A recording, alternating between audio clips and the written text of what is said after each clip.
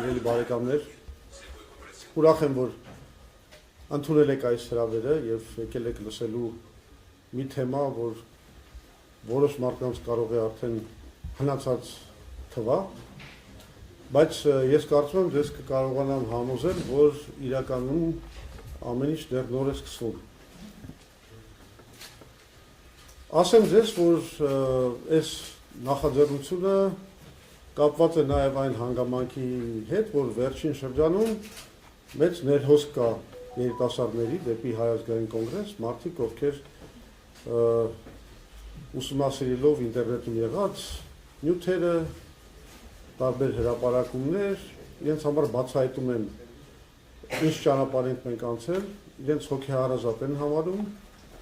այդ մեծ շարժմանը, այդ մեծ հոսանքին եւ հիմա իրենց նոր մեթոդներով եկել են եւ փորձում են մեզ աշխատացնել։ Հիմա ես կատարելով մեր երիտասարդների պահանջը եւ պատվերը այսօր կներկայացնեմ ձեզ մի թեմա, որը մենք իդեպ ուզում ենք տեղավորենք մի հատ մեծ նախաձեռնության մեջ։ Հիմա ես հայտարարեմ դա ինչ է։ Մենք իրականում որոշել ենք սկսել մի ամբողջ շարք բանախոսությունների, որի ամբողջ իմաստը հետևյալն է։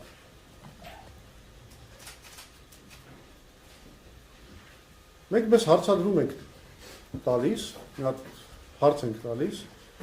արդյոք ինչպես 1988 թվականին հայ ժողովուրդը այսօր ունի լավ ձևավորված օրակարգ, ինչ որ գործ անելու, ինչ որ ծրագիր կատարելու։ 88-ի շարժման ամենակարևոր գաղափարը եւ արդյունքը եւ այդ երևույթի կարևորությունը նրա մեջ էր,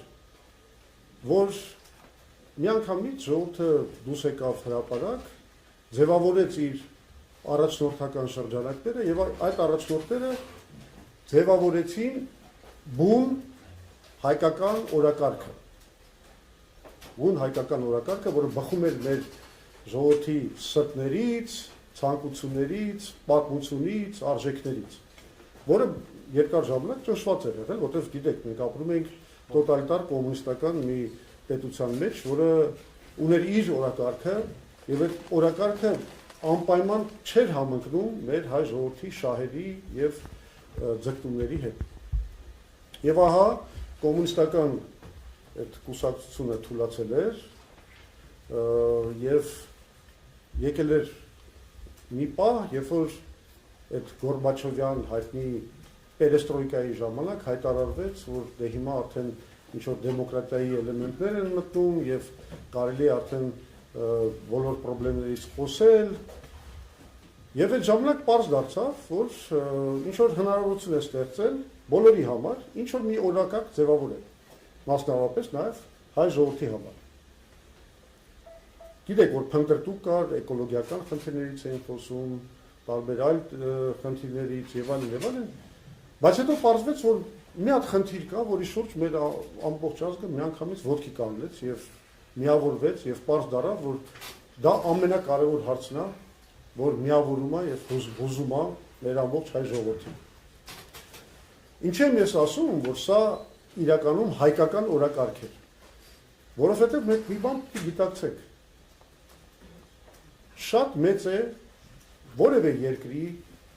վրա տարբեր օտարածին օրակարգների ազդեցությունը։ Բոլոր գերտերությունները աշխատում են, բոլոր հետախուզությունները աշխատում են, ամեն մեկը փորձում է իր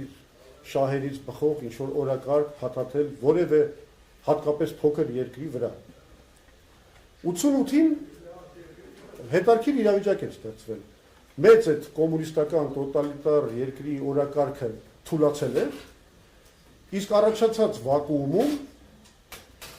հաստորեն դեռ չկար որևէ լուրջ այլ օրակարգ, չկային դեռ թափանցած հետախուզություններ, չկային դեռ գերտերությունների օրակարգեր եւ ծնվեց մեր ամենաանկեղծ, ամենաազնիվ օրակարգը, որը հետագայում առաջացվեց ուրեմն այն շարժումը, որին մենք բոլորս այդպես լծվեցինք եւ հավատարիմ էինք։ Այս լեկցիաները, այս բանախոսությունները մենք ուզում ենք սկսենք նաեւ այդ կապակցությամբ, որ այսօր մենք արձանագրում ենք, որ Հայաստանի Հանրապետությունում չկա այլևս բուն հայկական օրակարգ։ Եվ ես դա կամաց կապակցեմ, այսօր կա օտարածին օրակարգեր։ Ամեն մեկը Արևմուտքը իր օրակարգով է մտնում, Ռուսաստանը իր օրակարգով է մտնում, Ադրբեջանն ու Թուրքիան ծածկված, տենց խողարկված իրանց օրակարգերով են մտնում, բոլորը ունեն իրենց գործակալներին, պետական ամենաբարձր պաշտոններում, եւ այդ մարդիկ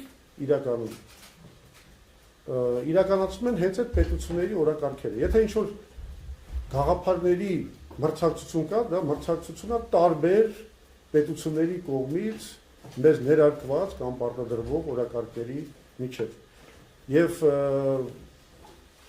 քանի դեռ մեր ժողովուրդը մնալու է այսպես բսկտված, բաժանված, չի ձևավորելու իր իրական ազնիվ անկեղծ օրակարգը, մենք ոչ մի հաջողության չենք հասնելու։ Եվ գլխավոր խնդիրը այսօր մեր կարծիքով դա նոր հայկական օրակարգի ձևավորումն է։ Այդ առումով մենք սկսելու ենք ցիկլ տենց բաների, բանախոսությունների, մենք հրավիրելու ենք բոլոր այն մարդկանց, որոնք մեր կարծիքով ինչ որ ասելիք ունեն բուն հայկական օրակարգի ձևավորման հարցում։ Այդ շատ կարևոր է, դա մենք ազգային նպատակ ենք հռչակում, որ նման մի օրակարգ, նման մի պլատֆորմ ձևակերպի, որը լինի այն ինչ որ պետք է եւ բխում է հայ ազգի շահերից։ Մենք դա կորցրել ենք, հայկական օրակարգը կորցված է։ Մեզ պետք է նորից դա վերագտնել եւ դարձնել դա մեր հաջողությունների գլխավոր երաշխիքը։ Դե հիմա կասեք, օքեյ, օրակարգ ուզում եք ստեղծեք, բայց ինչ եք խոսում հիմա Ղարաբաղյան կարգավորման օրակարգից, դա արդեն հին անցած թեմա է։ Այդտեղ մեր պատասխանը հետևյալն է։ Մենք ի վերջո պետք է հասկանանք, մենք ունեցել ենք այդ օրակարգը անցել է բավականին մեծ մի էվոլյուցիա, մեծ մի պատմություն եւ ունեցել է շատ ծանր վախճան։ Մինչև մենք չհասկանանք ինչու է այդպես եղել, մինչև մենք չհասկանանք ոնց կարող էր մեր բուն անկեղծ, մեր ժողովրդի շահերից բխող օրակարգը հասնել էս խայտառակ վախճանին, մենք չենք կարողանա արտադրել նոր օրակարգեր եւ չենք հասկանա որն է ընդհանրապես որևէ օրակարգի հաջողության հիմքը եւ հնարավորությունը։ Հետեւաբար որոշեցինք հենց առաջին քննարկումը սկսել այդ օրակարգից, այդ մեր առաջին եւ առայժմ միակ հայկական օրակարգից, տեսնել որն է այդ օրակարգի իրականացման ուղու վրա մեր հաջողությունները, սխալները, որպեսզի մենք հասկանանք, թե ինչ պահանջներ մեր ժողովուրդը պետք է ներկայացնի իր ապագա առաջնորդների եւ ղեկավարների հանդեպ։ Միջև այդ հմտությունը, այդ պատկերացումը, այդ կարողությունը գնահատելու առաջնորդությունը, օրակարգը, դրա իրականացումը մենք չունենանք որպես ժողովուրդ, մենք երբեք չենք հասնի հաջողության։ Հետևաբար մենք որոշեցինք անդրադառնալ հենց այս գլխավոր օրակարգին, որը 88-ին ձևակերպվեց։ Պարզվեց, որ սա էր մեզ ամենահուզող հարցը։ Ինչ էր Ղարաբաղի հարցը, նա հասկանանք։ Ինչու դա դարձավ մեր ազգի ամենամեծ օրակարգը։ Իհարկե, մենք գիտենք, որ դրանից հետո բացվեցին այլ օրակարգեր, անկախության ձեռքբերում, ժողովրդավարացում, հողի սեփականաշնորհում, մեծ շուկայական տնտեսության անցման ռեֆորմներ եւ այլն եւ այլն։ Բայց եկեք բոլորս ընդունենք եւ խոստովանենք, որ այնուամենայնիվ այս ամենի հիմքում որպես գլխավոր մեզ բոլորիս մոբիլիզացնող, բոլորիս ոտքի հանող, բոլորիս պայքարին sense նվիրող առիթը եղել է Ղարաբաղի հարցը։ Ուրեմն ինչ է Ղարաբաղի հարցը։ Նա էդ էլ ասենք, որովհետև հիմա շատ են շարքումները, թե ինչի համար դա սկսվեց, արժեր սկսել եւ այլն, հատկապես այս օրվա իշխանությունները հարցերը դնում, համարյա թե մեղադրելով մեր ազգին դրա մեջ, որ մենք ինչի մտանք այդ բանի մեջ, ինչի ընդհանրապես պետք է գնանք մի ուղղությամբ, որը այն ինչ որ իրանք անվանում են իրական Հայաստանի կայացման ուղիները պետք է խոչընդոտել։ Այսինքն այս ինչ որ իմաստով համարեք նաև պատասխան մեր իշխանություններին այսօրվա։ Ղարաբաղի հարցը շատ պարզ հարց է իրականում։ Մենք գիտենք, որ կա Լեռնային Ղարաբաղի ինքնավար մարզ Ադրբեջանի կազմում, նույն սովետական միությունում, որտեղ այդ մարդիկ իրականում հալածվում են ազգային հողի վրա։ Հայերին հալածում էին, հայերի շուրջ ստեղծվել էր մի ծանր մթնոլորտ, որը ուղղված է նրան, որ դուրս մղեն հայերին Լեռնային Ղարաբաղից։ Այն ինչ որ մենք այն ժամանակ կոչում էինք սպիտակ ցեղասպանություն, եթե հիշում եք։ Այսինքն առանց արյան ցեղասպանություն։ Ավելին Ադրբեջանի Հանրապետությունը բազմաթիվ ծրագրեր էր իրականացնում Ղարաբաղում, կառուցում էր ինչ-որ քաղաքներ, բնակեցնում էր նրանց ադրբեջանցիներով, այսինքն ստեղծվել էր մի իրավիճակ, որ ակնհայտ էր, որ դրված է ստրատեգիական նպատակ փոխել ժողովրդագրական իրավիճակը Լեռնային Ղարաբաղում հօգուտ ադրբեջանցիների։ Եվ աչքի առաջ ունենալով այն ինչ որ կատարվեց Նախիջևանի Հանրապետությունում, երբ որ բավականին մեծ հայկական բնակչությունից, որը ապրում էր իր պատմական հողում, մենք ունեցանք վերջը արդեն 4%-անոց, միջև այս դեպքերը 4%-անոց հայկական բնակչություն Նախիջևանում, այսինքն Նախիջևանը դատարկել էին հայերից, եւ նույն բանը փորձում էին անել Լեռնային Ղարաբաղում։ Եվ սա իհարկե մեծ անարդարություն էր, եւ երբ որ Գորբաչովը հայտարարեց, որ ինքը գնում է դեպի դեմոկրատիզացիա,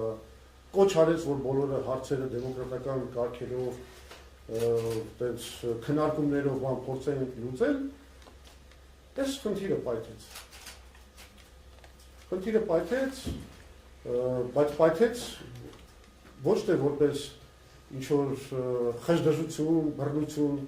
դա պայթեց շատ լուրջ իրավական սահմաններում։ Այսինքն սահմանադրական, իրավական, սահմանափակումների ներքո է անցել այդ պայքարը եւ գիտեք, Լեռնային Ղարաբաղի ինքնավար մարզի հայտարարությունը եղավ սկզբից, որոշումը տեղի ունեցավ, որ խնդրեցին այդ Լեռնային Ղարաբաղը փոխանցել Հայաստանի Հանրապետություն, Ադրբեջանի Հանրապետության կազմից եւ հետո եղավ Հայաստանի Հանրապետության որոշումը, որը արդեն Ղարաբաղյան շարժման ներքո եղավ, որ մենք համաձայն ենք ընդունել Լեռնային Ղարաբաղը մեր կազմի մեջ։ Հիմա ամենակարևոր բանը, որ իդեպ մի բան ասեմ ձեզ, ես կառուցել եմ այս ելույթը այնպես, որ մենք զբաղվենք որոշակի միֆերի եւ խաբեությունների քանդմամբ։ Եվ այդ միֆերից մեկը մենք ունենք այդ սլայդը։ Առաջին միֆը, որ ես կուզեի քանդեի, դա կոչվում է